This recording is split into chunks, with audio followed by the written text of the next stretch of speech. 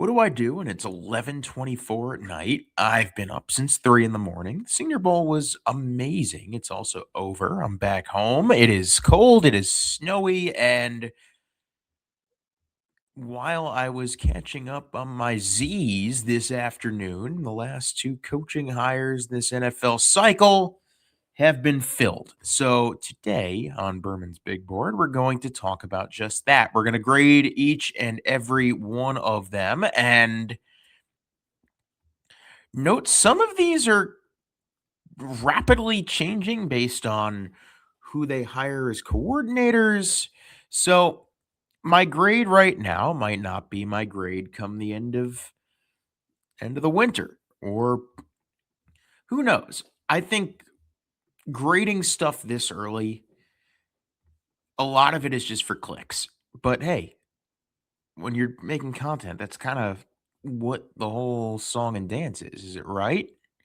So there were 10 coaching hires in this cycle, and we're going to grade every single one of them. Now, we're going to start with the two that occurred today. First one, Mike LaFleur, the offensive coordinator from the Los Angeles Rams, selected by the Arizona Cardinals to be their next head coach. I don't hate it. This is very obviously the least appealing job of this cycle. I mean, what is there really to build around in Arizona? One of the most bereft of talent rosters in the entire NFL. Quarterback situation isn't stable. You play in one of the toughest divisions in the league. The two teams that played in the NFC Championship are in your division, and then another team that made the divisional round, they're in your division too. So you have 6 games against the Seahawks, Niners, and Rams. And yeah, the Rams offense was very good. And Michael Fleur has spent plenty of time working alongside Kyle Shanahan and then Sean McVay. I think this process for Arizona has just been very ass backwards. But when you have poor ownership, the Bidwells are not great. You get what we see here today, which is probably like, I'm sure Michael LaFleur is a good guy, and I'm sure he's excited to have a head coaching job in the National Football League, but I don't think I need to tell you that I don't think Michael LaFleur works out as the head coach of the Arizona Cardinals. Like, this is probably going to be yeah, you're here for 3, 4 years. You win maybe 5, 6 games a season at most, then you get fired. The whole organization needs to be rebuilt from the ground up. This is not the right choice for Arizona. I don't know if there was a right choice. Like, yeah, they brought in Clint Kubiak for a second interview, but he was, I'm spoiling myself here. I don't think he was ever taking a job that wasn't the job that he ultimately took. So that's what ultimately has me confused. I think there's not really much of a chance that this was ever going to be a good hire. I know Ron Rivera was brought up here. Like, what are we doing? It's a risk. It's not a risk I think pays off. But Arizona was never going to be the team to get this right. I think it's unfair to call it an F because this is just situationally what the Cardinals have to deal with right now. It's more of an F on ownership. It's more of an F on front office. Like, the NFL is completely built on maximum parity. And if you're this bad for this long, that's a major indictment on you as a franchise. So I'll go with a D minus, D. I think the fact that he's a McVay and Shanahan guy, I think that upset a bit, but I don't really see a scenario where this works out. I just don't. The other one that came out today is Clint Kubiak to the Las Vegas Raiders. I love this pick. And Kubiak, of course, will be coaching the Seahawks as their offensive coordinator in the Super Bowl. He has done a transformative job under Mike McDonald, one of the best offenses in the league, both in pass game and the run game. He's worked under his dad. He's worked under Kevin Stefanski. He's worked under Kyle Shanahan. And now you're getting Fernando Mendoza at your disposal. And this is an offense that already has Trey Tucker. They already have Brock Bowers. They already have Ashton Genty. There is a lot to be excited about if you're a Raiders fan.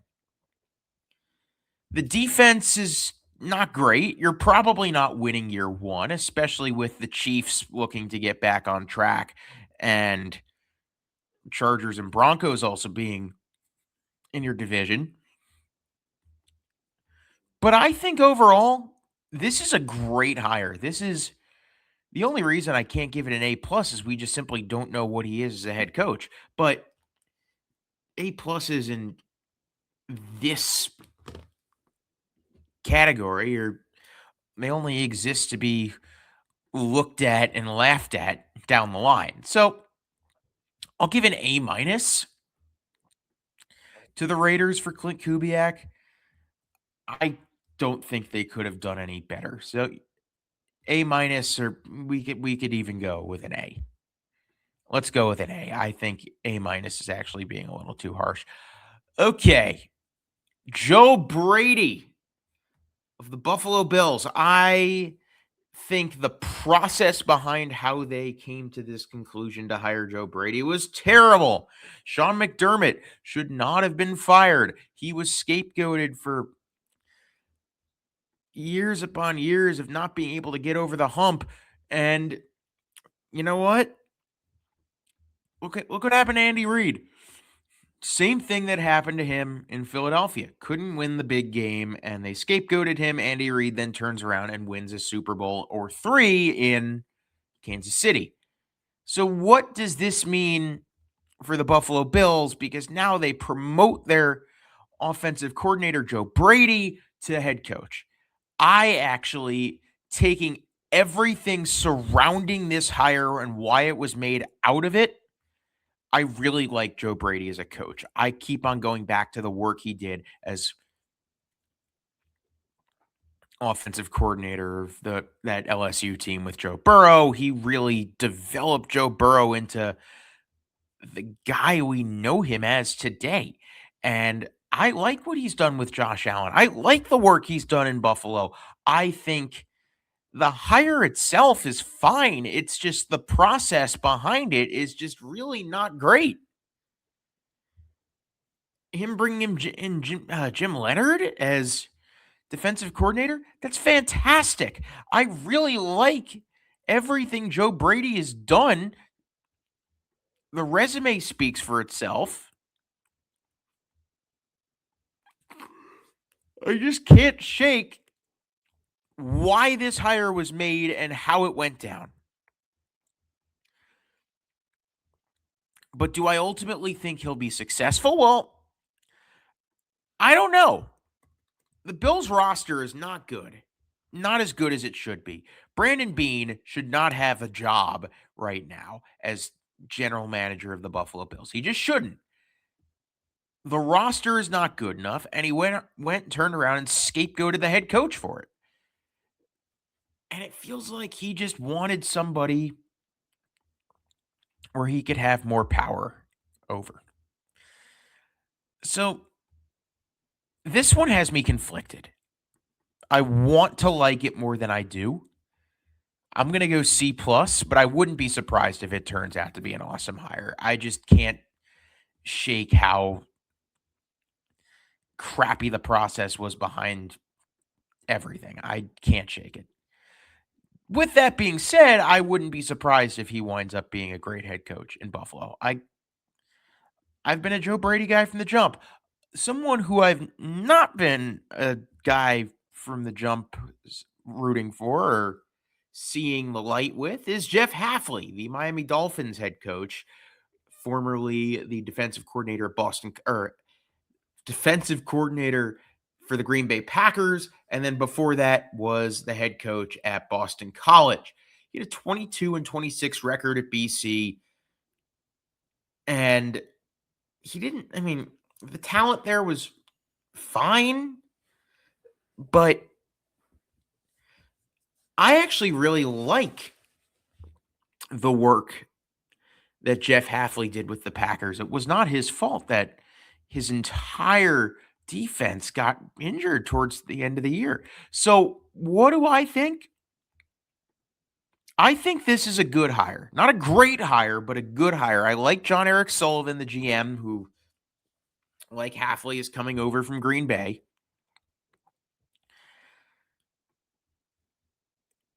I think it's a good hire. He's going to bring some stability to an organization that maybe didn't have that much of it. The problem is the roster needs a lot of work, and I don't know if the Dolphins organization, Stephen Ross, are going to have the patience to see the work that he's going to want to put in through. I could see this being like a 4 years of slightly below 500 and then send you on your way kind of higher. So C plus, but like I do like Jeff Hafley. I think this is more of a situational thing that has me kind of hesitant to call it a great hire. Moving onward, this is somebody that I've always liked. If you know me, you know that I've always been a big Robert Saleh guy. And coupling this, him being the new head coach of the Tennessee Titans, with Brian Dable, who has been seen as a quarterback guru for a large portion of his NFL career, even though it didn't necessarily work out with the Giants. Bringing in Dable as offensive coordinator is awesome. I actually really like this 1-2 punch. I would go so far to say it's one of the better hires from a coordinator standpoint. I think Robert Saleh was dealt a really difficult hand of cards by the Jets, something that I don't think anybody would have been able to successfully coach through the Aaron Rodgers stuff, the Zach Wilson stuff, who might not have even been his choice. I'm a fan. I am a fan of this hire. I think he brings the fiery passion that the Titans needed after Brian Callahan. I think he would also be very Jets, for lack of a better term, to see this guy turn around and become a good NFL coach after. Admittedly, like I said, he was dealt a bad hand of cards, but he made some mistakes. I think he'll be the first to admit that. But I like it. I like this hire a lot for Tennessee, especially considering some of the other names they were thinking about bringing in Nashville. This is certainly a better outcome than, say, a Matt Nagy or, say, a Jason Garrett. I can't believe they actually brought Jason Garrett in for an interview. Like, oh my God. I like it. I think it's a B plus hire. Solid B plus.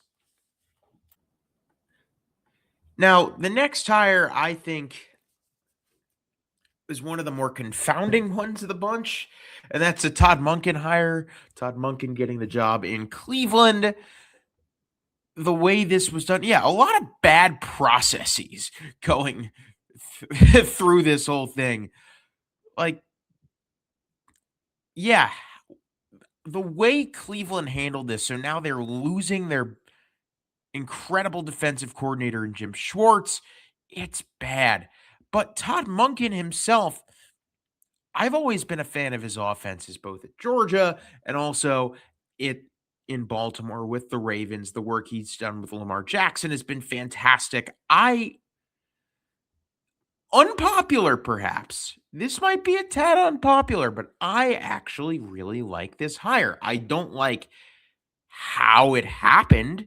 I don't like the way Cleveland perhaps got it done, but I like the hire. Like, I like the idea of Todd Monken as the head coach of the Cleveland Browns. I think it actually works.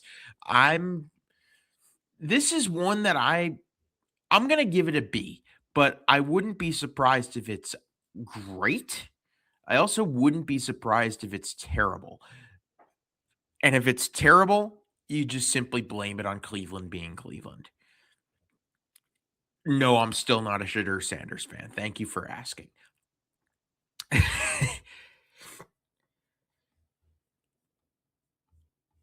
Ooh, let's see.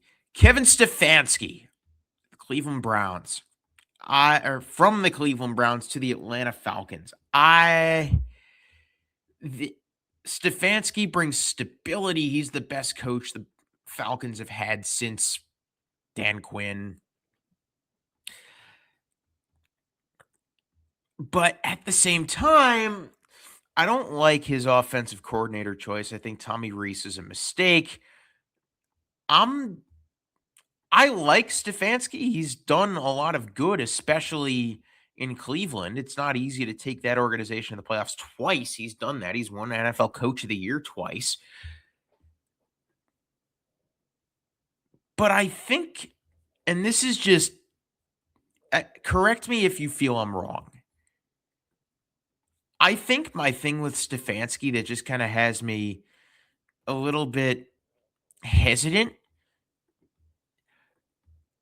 how much of the job he's done and some of the mistakes he may have made resulting in him losing his job in Cleveland and resulting in the record that team had.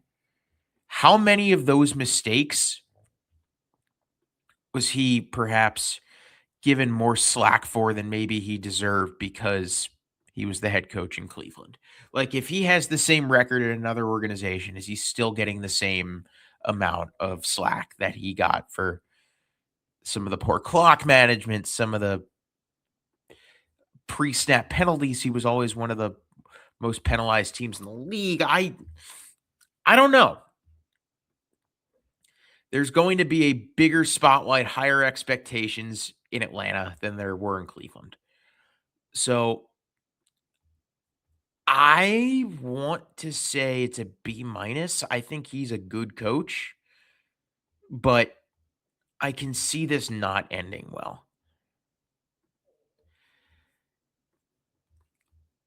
Just a tad hesitant.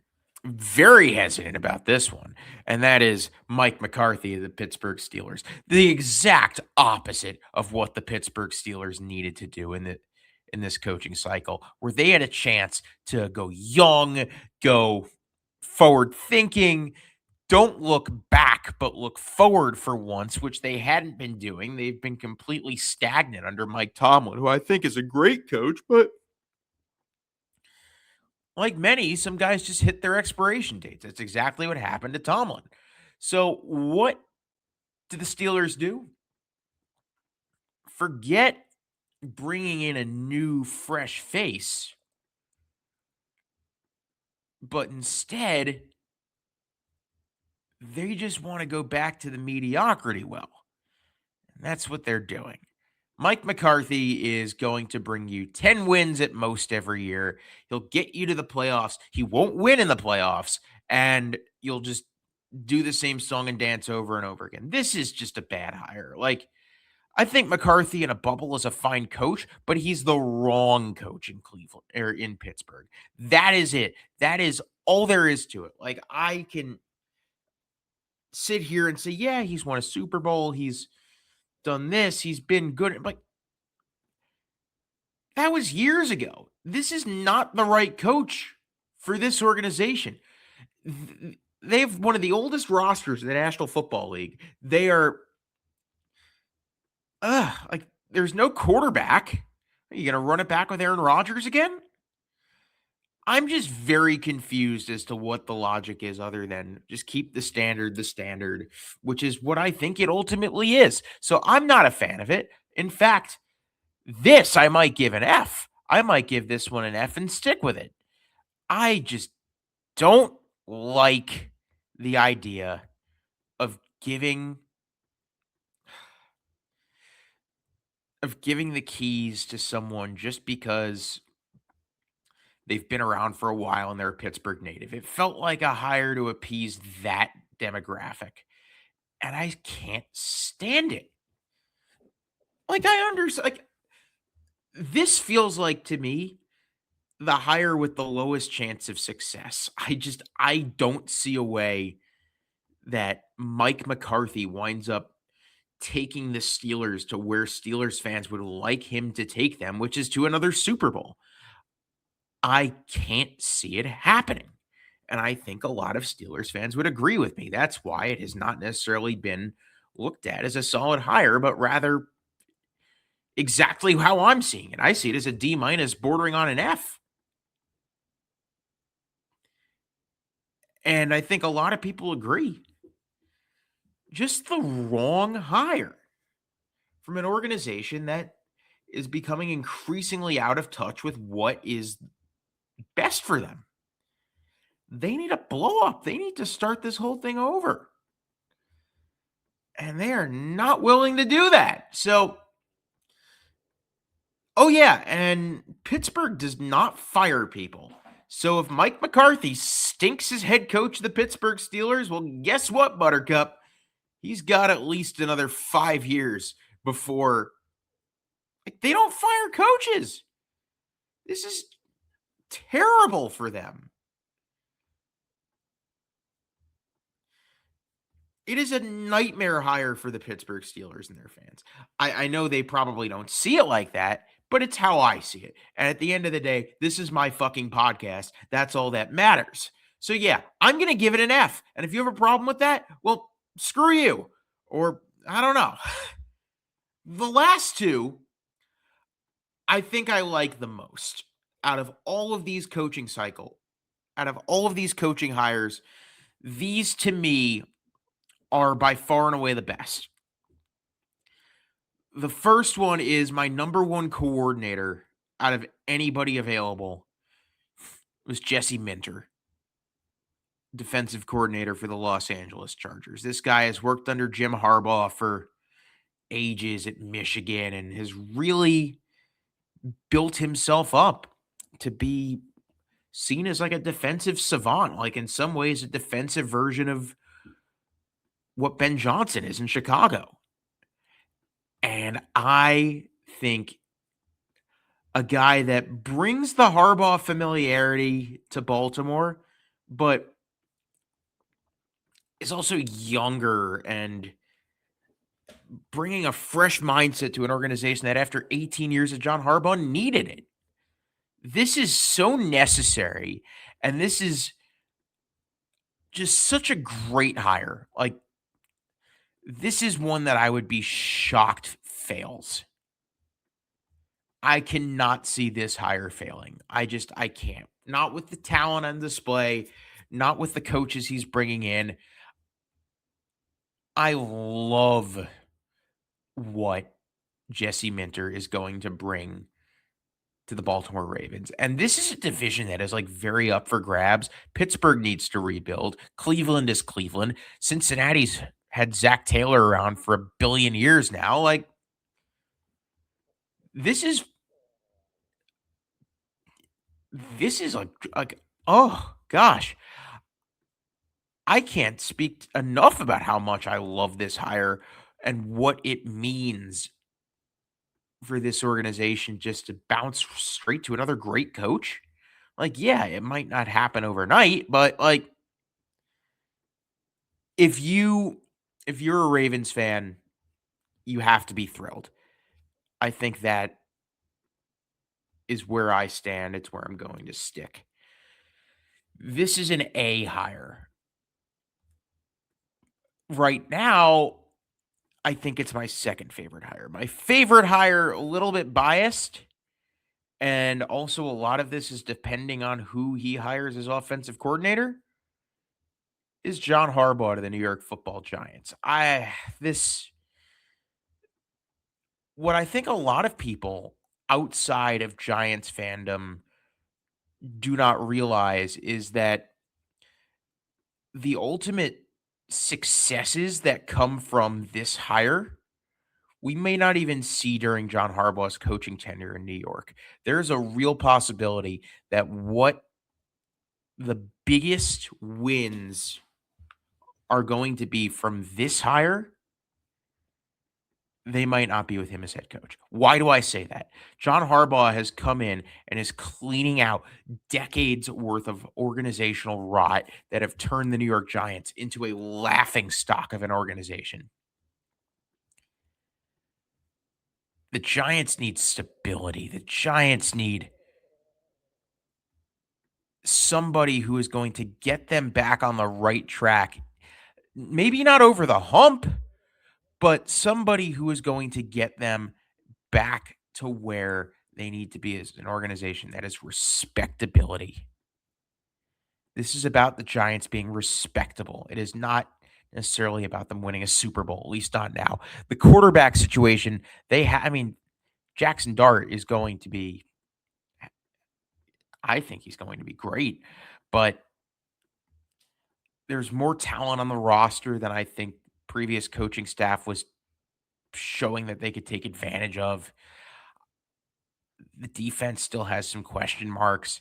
And a lot of it also hinges on who he's going to hire as offensive coordinator because he has not done that. We all thought that it was going to be his Baltimore offensive coordinator and Todd Monken, who ended up taking the Cleveland job. So I'm not sure. Like, if he botches the head coaching, the offensive coordinator hire, I can bump it down to like a B plus or a B. But right now, I think I can't give an A plus because giving an A plus to any coaching hire is rash in any sport. But this is a really good hire. I think if you're a Giants fan, you have reason to celebrate, I guess, until the news about Steve Tisch being in the Epstein files came out. But I am happy with it. I think a lot of people should be happy with it too. And yeah, I think that sums up my coaching cycle discussion for this year. So very interesting. There are a lot of great coaches that got passed over, which I'm excited to see where they end up next year. Grant Udinski, Nathan Shielhaas, Chris Shula. Yeah, that's all I got.